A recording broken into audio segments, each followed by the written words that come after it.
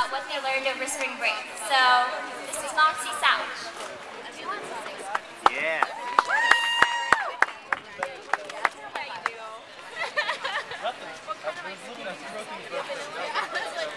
Hi everyone. Hey Nikki. This spring break, 9 Duke women got to travel through the South, meeting feminists and women activists who have dedicated their talents and energy to social justice issues, from reproductive rights to environmental justice to LGBTQ organizations. In the following performance, we seek to share their stories with you through the window of our own voice and our own experiences.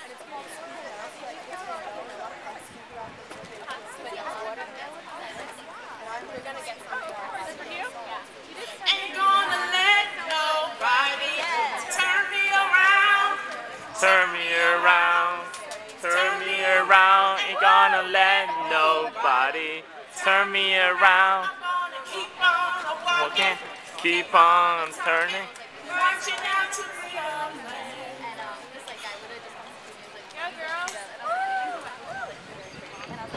Ain't gonna let nobody turn me around. Turn me around. Turn me around. Ain't gonna let nobody turn me around. I'm gonna keep on walking, keep on talking, marching down to freedom land. Who am I not to bring it every day? I'm not going to dim my little light for you to shine. You just need to get some more power. That is what I heard. Cynthia spoke with so much wit and eloquence.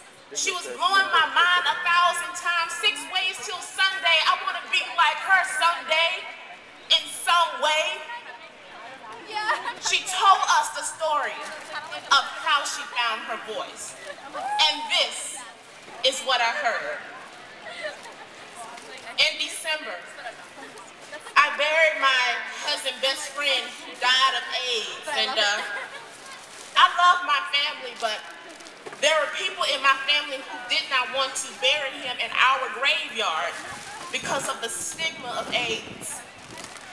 His father, a conservative Christian pastor, got up to denounce his son at his funeral.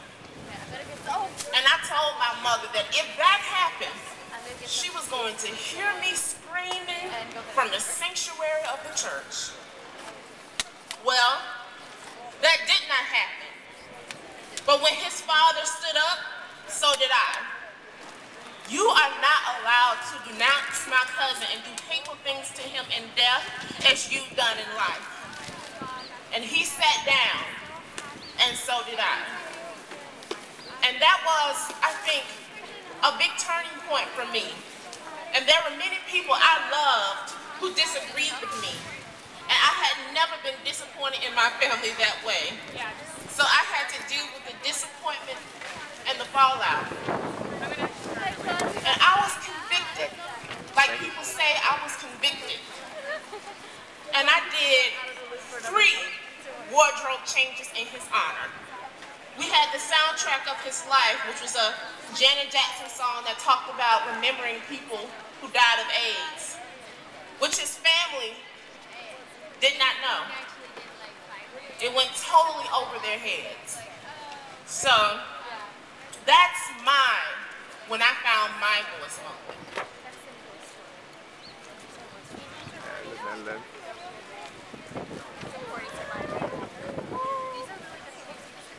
White paint, red bars, and black Jesus welcome you to beloved community center, where the homeless mayor from Central Park buys his dinner with his wisdom, where neighbors have an address 4 days a week, where history is uprooted and seeded in the grass, where justice is distributed over the counter, where the police just don't cut it.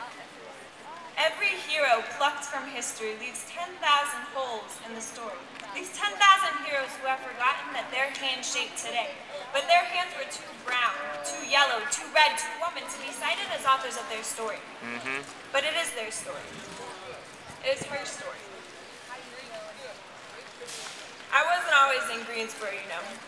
Graduated from your university in 1968. But your Duke is different from my Duke. When genetics classes taught the darker skin was a mistake, when black grades meant lower grades, when standing up in class was a crime, I wanted to prove that black folk could do it. But I wasn't just black. I was poor black. And the $5 bill with my mother's blessing was hole-punched to pieces where financial aid left gaps. Fees for books, for keys, for living, for breathing. Well, baby, my mother said, I guess you'll just have to come home. But I had strength in what I came there for. Strength of a sickly child, premature, too soon for life. I was born fighting, was raised by my whole community with no immunity for justice. I was infected, and I could not stand down. Walked into the aid office and gave them my truth. I had no money for books, fees, keys. They blinked because poor had not occurred to them. But I found strength in spirituality and in befriending the people who looked like me, the ones who cleaned floors, cooked food, created comfort, like Ms. Louise Harvey. Union leader, housekeeper, my surrogate mother, because, you know, my mother was a maid too. Call me Louise, she said. But when I answered Ms. Louise, a habit of respect, she said, you have to stop that or I will lose my job. I had to stop respecting her or she would lose her job. Well, my voice is loud, and I used it. Standing up in genetics class, which put me in the paper, to teachers who gave me different grades. In the Allen building, I sat in honor of my Gilbert Adams mother, Ms. Louise. Now, I'm 65 with a story. Professor of Business and Economics, Director of Transportation, member of the National Science Foundation, Community Organizer Society would prefer that I tell my story as a resume. But if I'm writing my own resume, it begins with mother, with grandmother, vital roles I play as woman that others do not, and do not you dare diminish that. We all have particular gifts, and we must keep struggling, so welcome to Beloved, where we are organizing for justice, equality, dignity, worth, and the enormous potential of all people. All people. Because racial unity won't take when blacks and Latinos are at war over a myth of shitty jobs, because democracy is dysfunctional when voters don't know, because you can't pull yourself up when you can't feed your body, because you can't want to rise up when you've forgotten who you are, because third grade boys told to simulate prisons are taught to end up there, because if you are in prison, you are other and invisible, and our history has been locked up, because you are human. Now I have a story for you. 1979, Greensboro, North Carolina. Sandy Smith was killed by the KKK, shot with many others, black, white, Latino. We sure covered their bases. You can watch them die on YouTube because cameras caught what the jury didn't, acquitted. But Sandy Smith isn't her death. She was a woman of color, a nursing student who chose to leave school simply because she saw that things weren't right. So, could you do it? If standing up meant failing a class meant spit and stares meant stains on your record just so you could be heard, would you rise?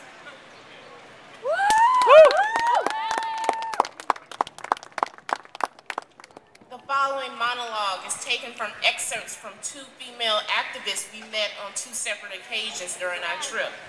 Each of them gave their own approach to activism and what led them to that particular point. Ladies and gentlemen, we present Badass Women.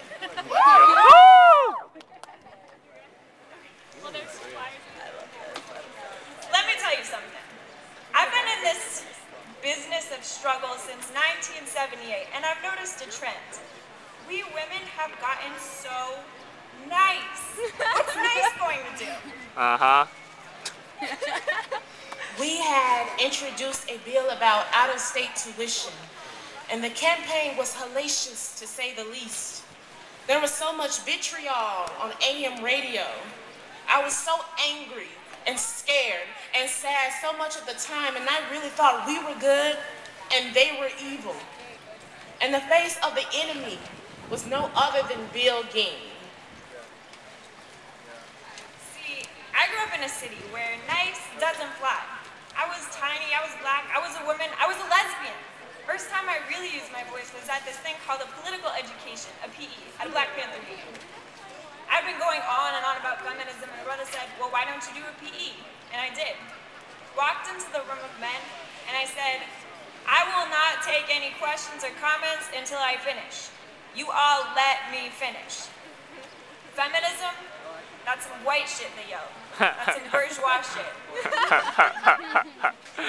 I love that. I would come home every night and I would just rage about those people and these people.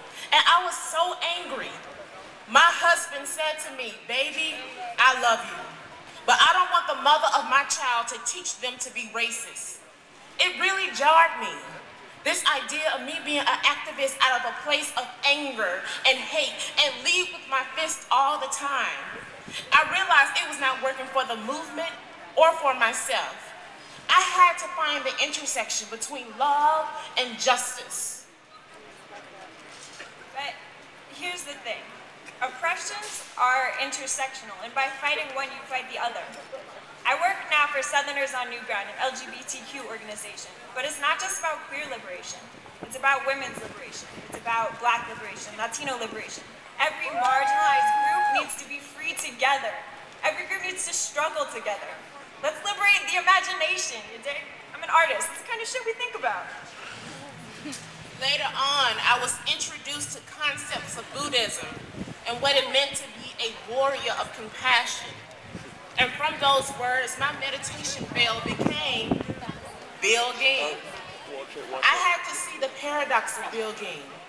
Yes, he hates me, and he hates my people, but what if he has a really great son? Your generation needs to come up with some new theory. The master's tools will not unstructure the master's house, so it's time to get creative. Where's the radical voice that's going to challenge those systems that are destroying us? Today we organize in a way that avoids conflict. We've gotten past it. We've gotten out of the habit of struggle, which is whack. Struggle is how you make change. I had to see the complexity of this guy and could not oversimplify him as pure evil. So the next time I see him is at this secret meeting in Chatham County in some back room. And Bill Ging came up to me and did not recognize me out of context. So he gave me a hug. And I was like, okay. I reminded him who I was, and I saw him pull back and his face dropped. I asked him out to lunch and said, I've been wondering, Bill, do you have a dog? And he's like, I do. Her name's Trixie. And I said, I know Trixie is happy to see you. So I tried to see him like his dog sees him. It would be so easy for me to say that he's pure evil, but it's not. It's not that simple. He has some of me in him and some of him in me. So get up, y'all. We're going to make this road by walking. Don't be afraid of politics, because depoliticizing society depoliticizes movement, makes it stagnant. Stop being afraid. Stop saying we're tired. And break down those barriers we've internalized. And for the love of God, Yahweh, Allah, Buddha, and yourself as a woman, stop being so damn nice.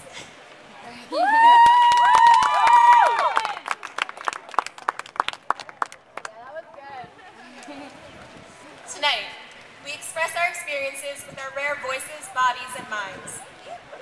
This week, we felt the rigidity of tension. We met dignity and grace in the voices of beautiful women. The exhaustion of our frames and minds crossed paths with an evolution of thought, of emotion, of development. Our fear seems endless, but our strength assuredly knows no bounds. Our power lies in our acknowledgement, in our capacity to accept our fear. Our discomfort and our resistance empower us to feel, to act. We are constantly transforming, constantly learning, and constantly fighting. But there is hope in the struggle.